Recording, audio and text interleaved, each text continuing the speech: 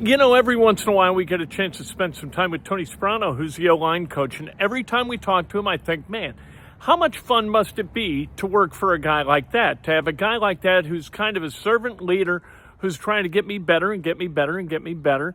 You get that sense when you hear Tony Sparano talk about the game of football and O-line play, and you'll hear it here.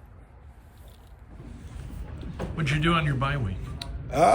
Started off here, just doing some self-scout work, looking at some of the stuff we're doing. If there's anything we can be doing, obviously there's always things you can be doing schematically to help put the players in a better position and kind of offset tendencies that you find on yourself, and then just get ahead on Denver. So, did that, and then got to hang out with my wife and my kids for a little bit, which was awesome.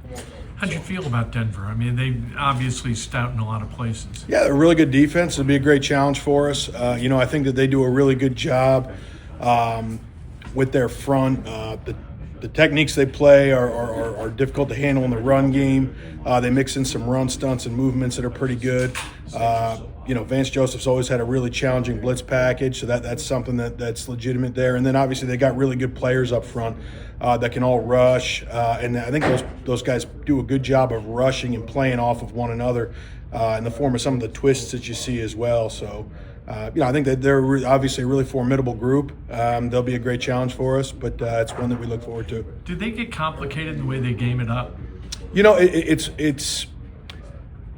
I would just say I think that they obviously have a bunch of different things that they can do, but I would say that the thing that stands out to me about them is they just have a very natural and instinctive feel of playing off of each other and how they balance up the rush and keep the integrity of what they want to do. You can tell that all of their players clearly understand the rush plan that they have each week. So that's and they work together, which is obviously a really important thing. What kind of growth have you seen out of your two rookie linemen, Tanner and Matt, so far this season as they've gotten to play some too? Yeah, I'm really pleased with where they're both at. They've both been thrust into some big spots early in their career, obviously. It's no secret we've had three rookies that have all been kind of thrust into action with the injuries that we've had. And I'm really pleased that not one time has it been too big for them. Not one time have I felt them kind of shy away from it or back down. They've been really consistent throughout, and that's important too with rookies. And you start to get later in the season. Obviously college seasons are ending. There's everybody talks about the rookie wall and stuff. That's real. I mean, gosh, I remember my first year when I was coaching in the league. I'm like, my gosh, what week is it? So for those guys to stay consistent throughout the way that they have and prepare the way they have, practice the way they have, I've been really pleased with that. And then, it's the challenge, but it's also the benefit of these young players playing now is that obviously they're going to experience some growing pains. There's going to be some stuff that they see where, it's the first time that they may have seen something like that, or that might be the first time that they've seen a player of that caliber. So there's always going to be a little bit of growing pains. There's going to be a little ups and downs that come with that. None of us, myself included, gosh, none of us at our job were as good as we are right now the first day that we did it, or the first time that we did it. You go back to the first thing that you may have published, and you look at that, and you look at what you're doing now, and you're going, okay, well, I've grown a little bit. It's the same thing for these players. So you're living through some of that, but each week what's cool is that you see them growing in some area. And then you always find things that you point out and say, hey, look, you want to make the next step, this is what we got to do now. All right, we've made a jump here. If we want to keep ascending, we got to have to address these two things and get more consistent there. And then that's kind of how you try to structure practice and what you work on with them and stuff like that. But it's been fun for me to see them carry over stuff that we've identified in the meeting room, we've worked on in practice, and that they've put an effort into improving. Then you see it come to fruition out there. That's always really rewarding as a coach. How do you think Matt has handled playing left and right side, and what's that challenge like for a rookie? I'm really proud of him. It's not easy. I think that sometimes there's a misconception that, he's playing the same position as just tackle. It's a radically different world. You're talking about, it's like trying to write with your right hand and write with your left hand.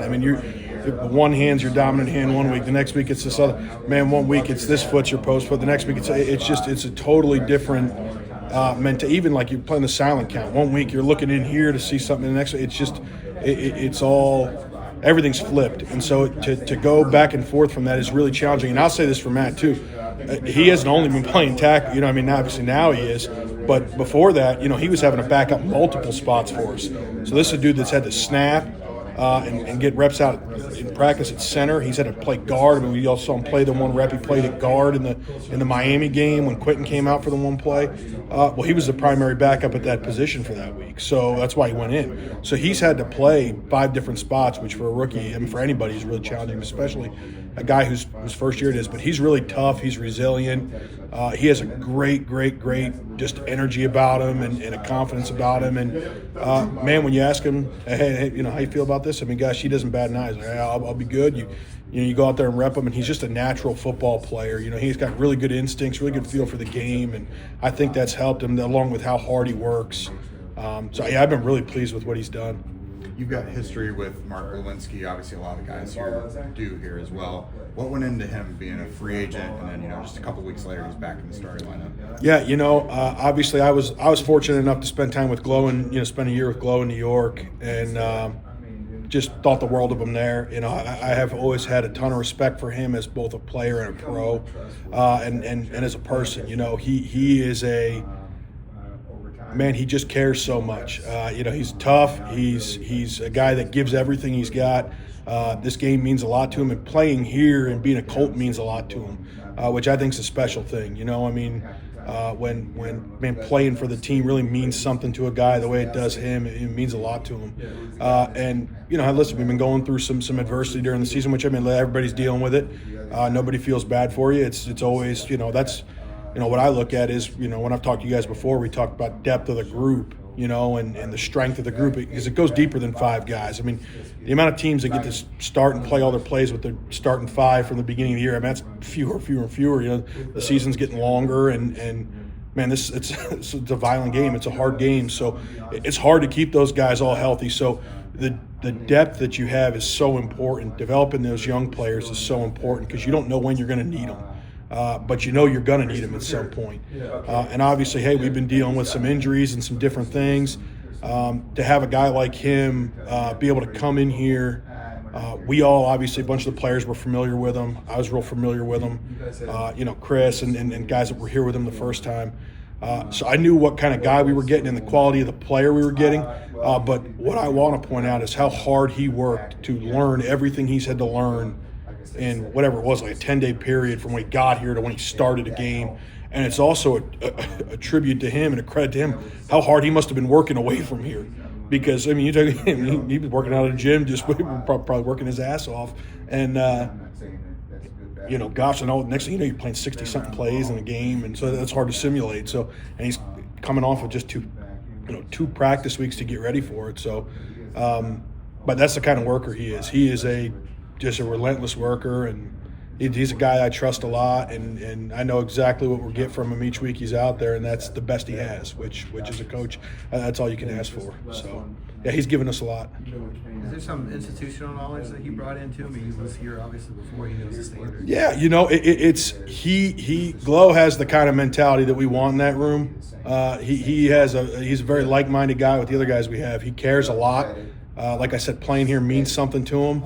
That's important to us. And again, to me, Glow is the kind of guy that embodies playing 5 as 1 and giving everything he's got to get the job done and be there for the man next to him. He does that stuff. That's just how he is. That's how he's wired as a person. That's how he's always been as a player since I've known him. He already, the familiarity I had with him, but, it's just more, just knowing the guy that you're getting, is there's just never a question about that. And obviously it's helped. I have some terminology that was similar to what we used when I was with him. There's some stuff that, scheme-wise maybe might be a little bit similar to stuff. So you try to kind of bridge that gap with him and make it similar enough to, hey, this was the same as this. This was the, to try and convert all the language, because obviously you come in and it's like, whoa, here's this entire playbook I got to learn and all these different things and adjustments, and some of it's totally new. And that's why I said, the amount of work he put in to learn all this stuff and have the grasp of it that he does is just, man, he worked tirelessly to get that done, and it's a special guy to do that as quick as he did. That's Tony Sparano, and that's been like a question that I've had about Mark Glowinski.